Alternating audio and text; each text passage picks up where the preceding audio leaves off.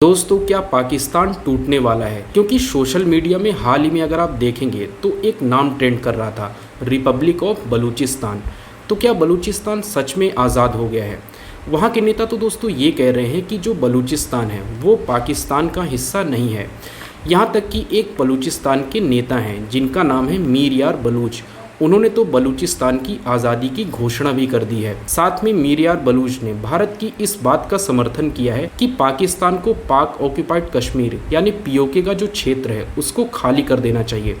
बलूच नेताओं ने international community से ये मांग की है कि उनके देश को एक आज़ाद मुल्क की मान्यता दी जाए। उन्होंने भारत से भी एक गुहार लगाई है कि उनके लिए दिल्ली में एक एम्बेसी यानी दूतावास भी खोला जाए। दोस्तों, सवाल ये है कि आखिर बलूचिस्तान के लोग आज़ाद क्यों होना चाहते हैं। लेकिन दोस्तों, इससे पहले हम ये जानेंगे कि आखिर बलूचिस्तान का इतिहास क्या है। तो दोस्तों, माना जाता है कि जो बलूचिस्तान है वो प्राचीन काल से ही सिंधु घाटी सभ्यता इंडस वैली सिविलाइजेशन से जुड़ा हुआ था। यहाँ पर 7000 ईसा पूर्व में ही मानव बस्तियाँ मौजूद थीं। और दोस्तों, यहाँ पर एक प्राचीन स्थल मौजूद था जिसका नाम था मेहरगढ़।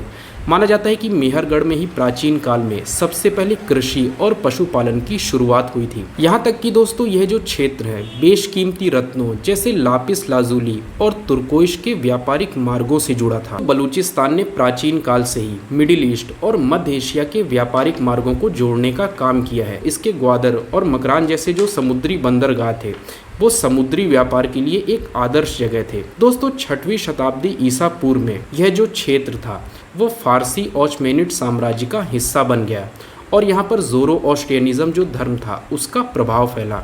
इसके बाद दोस्तों, ये सम्राट अशोक के शासनकाल में मौर्य साम्राज्य के अंतर्गत भी आया और यहाँ पर बौद्ध धर्म का भी प्रचार हुआ।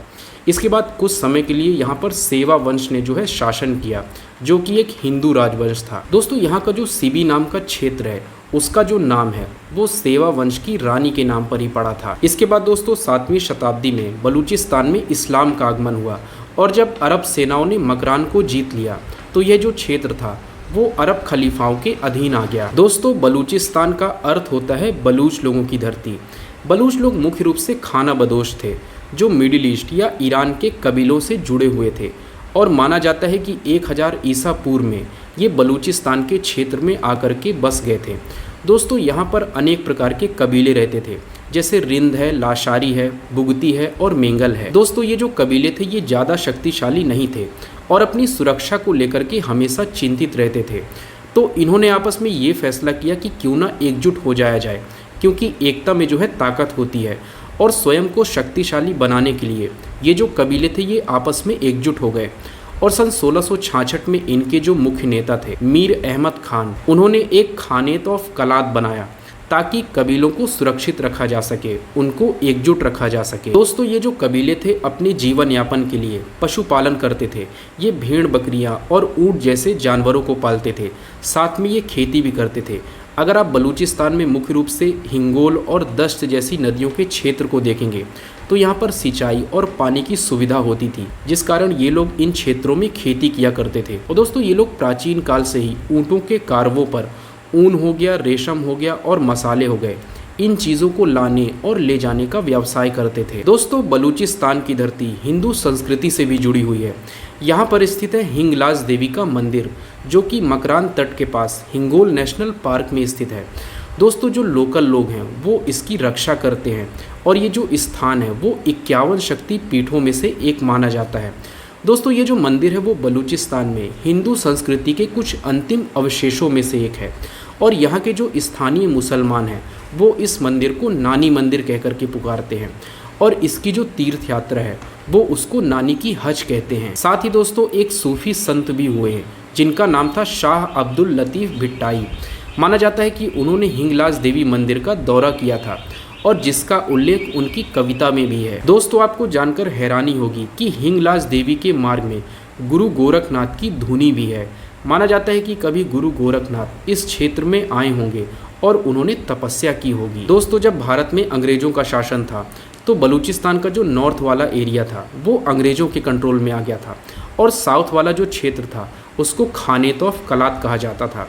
लेकिन जब अंग्रेज़ यहाँ से गए तो कलात के चारों ओर के जो मुख्य इलाके थे जैसे मकरान है, खरान है, चागोई है और लॉस बेला है, इसको पाकिस्तान ने खुद में मिला लिया और इस तरह जो कलात वाला क्षेत्र था वो चारों ओर से पाकिस्तान से घिर गया और ये एक तरह से लैंडलॉक एरिया हो गया। और इस बात का फ़ायदा उठाकर पाकिस्तान ने क्या किया कि कलात के जो प्रमुख नेता थे मीर अहमद यार खान, उन पर ये दबाव बनाया कि आप पाकिस्तान में शामिल हो जाइए। उनसे जो है डॉक्यूमेंट में उन्होंने साइन ले लिए। उनसे डॉक्यूमेंट में साइन लेकर के इस क्षेत्र को पाकिस्तान में शामिल कर लिया गया। लेकिन दोस्तों जिस तरीके से पाकिस्तान ने कलात को जो है पाकिस्तान में शामिल किया, तो इस तरीके को बलूच लोगों ने कभी भी स्वीकार नहीं किया। और तभी से दोस्तों बलूचिस्तान में ऐसी आवाज़ें उठने लगी कि वो पाकिस्तान के साथ नहीं रहना चाहते। और दोस्तों अब जानते हैं कि आखिर क्यों बलूचिस्तान के लोग पाकिस्तान से आज़ाद होना चाहते हैं, वो पाकिस्तान के साथ क्यों नहीं रहना चाहते। तो दोस्तों जो बलूचिस्तान का क्षेत्र है, यहाँ पर मुख्य रूप से तांबा, कोयला, गैस और गोल्ड जैसे रिसोर्सेज मौजूद हैं।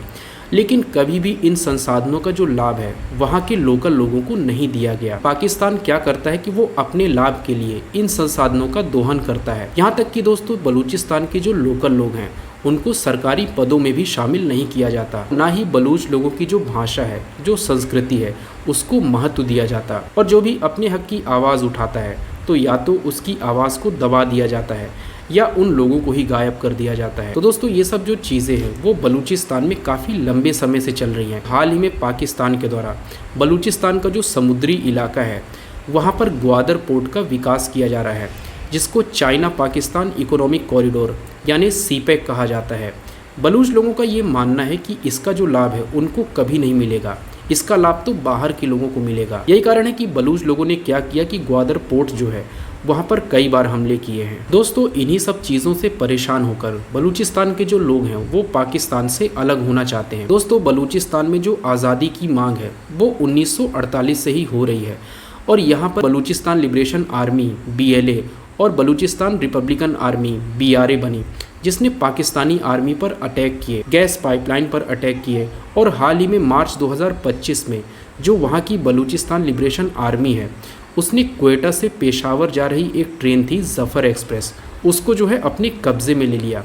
और दोस्तों हाल ही में जहाँ एक तरफ ऑपरेशन सिंदूर चल रहा था तो दूसरी तरफ बलूचिस्तान के जो लोग थे वो पाकिस्तान की आर्मी पर अटैक कर रहे थे। दोस्तों ये सब जो घटनाएं हैं वो ये दिखाती हैं कि बलूचिस्तान के जो लोग हैं वो आज पाकिस्तान के साथ रहना ही नहीं चाहते। और हाल ही में बलूच नेताओं के द्वारा जो है अपनी आज़ादी की घोषणा की गई। मीर यार बलूच ने तो यहाँ तक कहा कि बलूचिस्तान जो है अब पाकिस्तान से आज़ाद हो चुका है। तो अब देखना ये होगा कि आखिर बलूचिस्तान आज़ाद होगा भी कि नहीं। क्या इंटरनेशनल कम्युनिटी इसको एक आज़ाद मुल्क घोषित करेगी और क्या भारत सच में इसके लिए एम्बेसी बनाएगा और क्या बलूचिस्तान अंतर्राष्ट्रीय स्तर पर एक आज़ाद राष्ट्र बन पाएगा, क्या वो अपनी पहचान बना पाएगा। तो दोस्तों ये सब तो अभी देखना बाकी है।